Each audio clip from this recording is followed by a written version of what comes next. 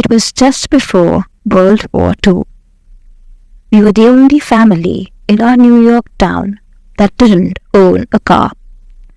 I was a typical teenager, and to me, no car, when most others had one, was disgraceful. Our daily shopping trips were made in a small two-wheeled basket cart drawn by an ancient pony that my mother had named Barkis after the character in David Copperfield. Boney Barkis was a comic eyesore. Every clop of his hooves showed our poverty. We were poor. My father's salary as clerk would have been enough had he not given half of it to support his ill and poor relatives.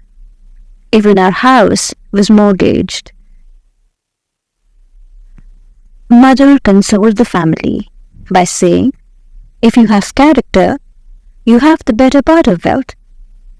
My bitter reply was, "You can't buy a car with it." Yet she succeeded in making poverty tolerable in all other respects. Our home had charm. Mother knew the secret of using a few yards of the right chintz and little paint in the right places. But the garage still stabled Barkis and not a car. Suddenly, there arrived a moment which was to convert my shame into a blaze of glory.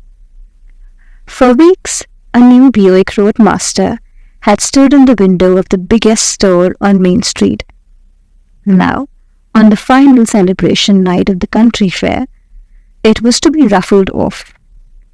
After watching the fireworks, I stayed in the shadows at the edge of the throng till the end, when the winning number was to be drawn out. Decorated in bunting on a special platform, the Buick glittered under a dozen spotlights.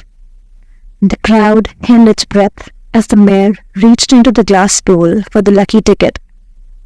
Never in my most lavish desires had I thought that Lady Luck would smile upon the only family in town without a car. But the loudspeaker boomed my father's name. By the time I wormed my way up to the platform, the mayor had presented Dad with the keys, and he had driven off amid cheers. I reached home in record time, imagining myself at the wheel of the Buick, driving my friends. The house was dark, but for lights in the living room. The Buick stood in the driveway, glistening in the glow from the front window. From the garage, I heard a snuffle from Barkis. Panting from my run, I touched the car's smooth surface. Opened the door and got inside. The luxurious interior had that wonderful new car smell. I studied the gleaming dashboard. Turning my head to admire the back seat, I saw my father's sturdy figure through the rear window. He was pacing the sidewalk. I slammed the door and rushed over to him. "Leave me alone," he snarled.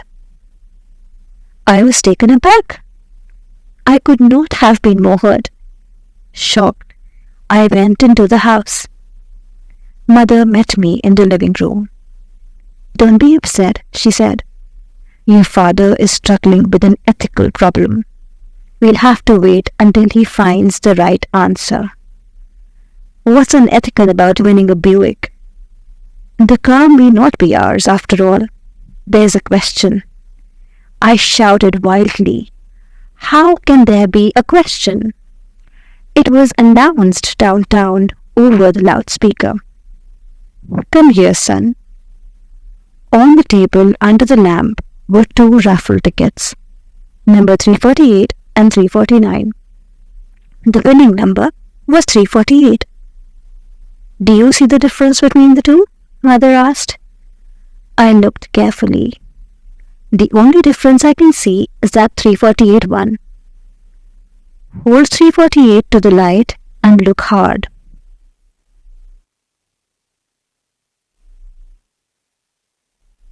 It required a lot of looking to see the faint letter K dimly marked in pencil on one corner.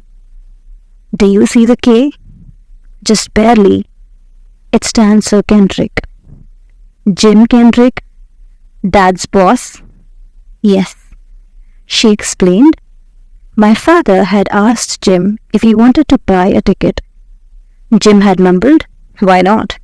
and turned back to what he was doing. It may never have crossed his mind again. Dad then bought 2 tickets in his own name with his own money, marking 348 for Kendrick that was hardly visible and could be wiped out by the lightest rub of a thumb. To me, it was an open and shut case. Jim Kendrick was a multi-millionaire. He owned a dozen cars. He lived on an estate with a staff of servants, including 2 chauffeurs. Another car meant less to him than a bridle on Bacchus meant to us.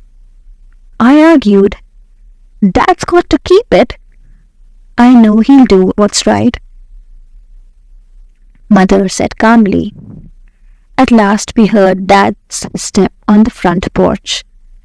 I held my breath. He went straight to the phone in the dining room and dialed. Kendrick's phone rang for a long time. A servant finally answered. From what Dad said at our end, I could tell that Kendrick had to be awakened. He was annoyed at being roused from sleep. My father had to explain the whole thing from the beginning. The next afternoon, Kendrick's 2 chauffeurs arrived in a station wagon. Before driving the Buick away, they presented Dad with a box of cigars. We didn't get a car until after I was grown. But, as time went on, my mother's aphorism, "If you have character, you have the better part of wealth," took on a new meaning. Looking back over the years, I know now we were never richer than we were at the moment when Dad made that telephone call.